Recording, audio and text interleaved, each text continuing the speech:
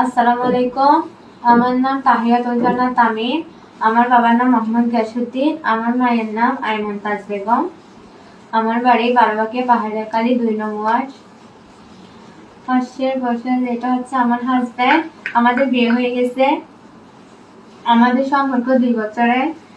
আমাদের সম্পর্কের কথা আমার পরিবার জানার পর আমাকে অনেক মারধর করছে, জোর করে অন্যজনের সাথে বিয়ে দিতে চাইছে।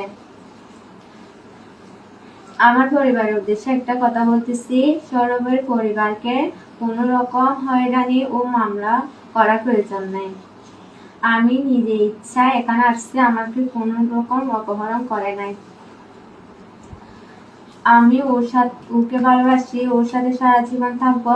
মরে গেলে এখানে মরে যাব, তবু আমার পরিবারের কাছে যাব না।